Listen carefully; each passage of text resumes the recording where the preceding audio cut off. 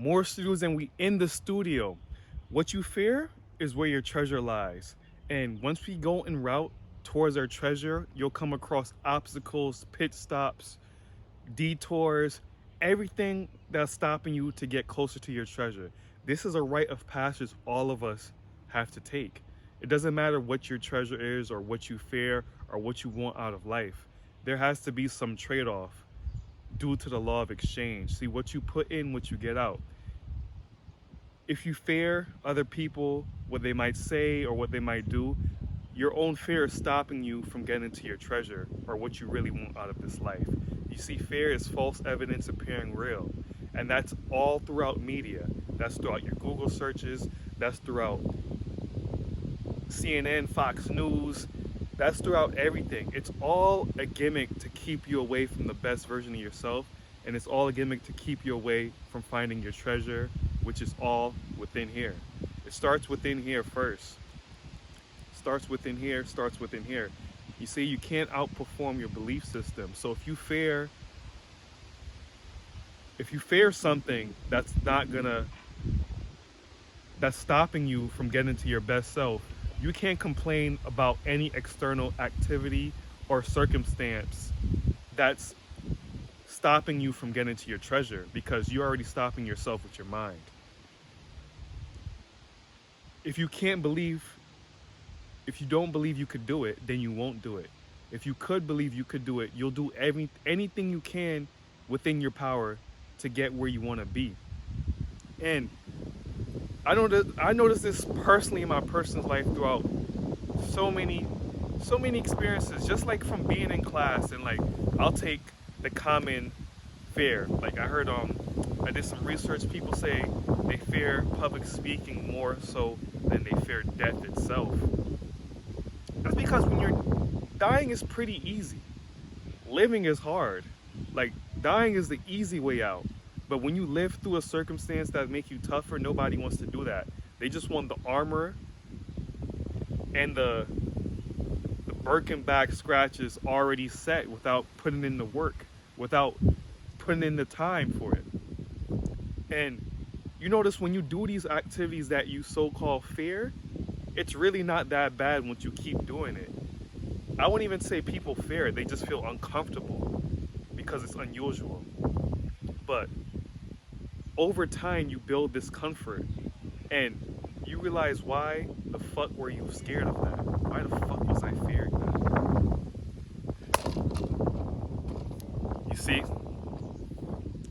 camera almost dropped. That's how hard we going. But you see the wind blowing, man. But yeah, you just become more comfortable doing with things you found uncomfortable before. That's the reality of fear.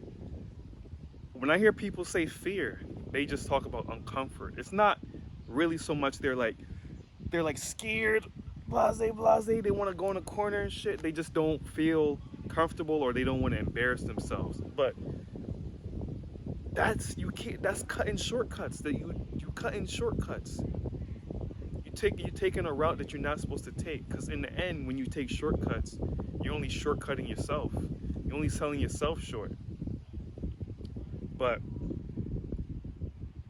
to overcome whatever you fear, you just have to keep doing it. Fear is more mental than it is external. And it's no coincidence why throughout the media and throughout what we see on social media itself, it's all based in fear. It's nothing uplifting. Like, you have to go on your own to find these certain uplifting channels to make you feel better about yourself, or just to get away from the negative news that they're telling on the media. Like, think about it. Think about it. If the news presented positivity and strength and bravery all the time, one, most people won't even tune into it because the human brain is so rooted in a negative bias that we find the negative news more entertaining or more eye-catching, that will keep our attention, opposing to positivity. It's all about selling you a story. It's all about keeping you in fear of your neighbor, in fear of people that look like you, in fear of people that don't look like you, and in fear of things that may not even happen. It doesn't give you, when you put your head in certain media, it doesn't give you a clear answer. It's always he say, she say, or it's always some estimation or prediction where they want to lead you. See, if you really want to become more conscious and be more accurate with your predictions, just be observe instead of watch. You could observe certain movies that Hollywood puts out, because we know Hollywood just copy. It's a whole secret society with Hollywood, and how they create movies, and in 10 years, what that movie's based off a reality 10 years from now. Let's take The Simpsons, for example, how they had Donald Trump as president 20 years prior, and so much predictive program that happens in movies and film XYZ. That's actually more accurate than what mainstream news may tell you. But those with the eye will see. And you realize that there's nothing to be afraid of. What you're really afraid of is being embarrassed, or you're afraid of actually realizing that you could do something, that you've been fed a lie. People are scared of this realization because it's more comfortable accepting lies and living in fear than actually chasing out what you want to manifest with perseverance. Being in fear is actually the easy way. And when you take the easy way, it ends up being the hard way in the long term. You're cheaping yourself out. And being cheap could be more expensive in the long term. Realize whatever you fear, it's based on something that's not real, or it's a ideology they want you to succumb to, whether it be like there's not a cure for a sickness, or there's no way out. It's nothing positive. It's always something that leaves you in a sickened state. And when you're in fear, angry, in a lower vibrational frequency, you're more prone to disease and sickness. It's all a ploy to keep you sick.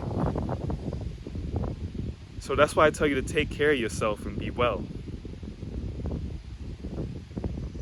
On that note, get the book The Caged Bird Still Flies, out now on Amazon. And if you like this video, like, share, comment, subscribe.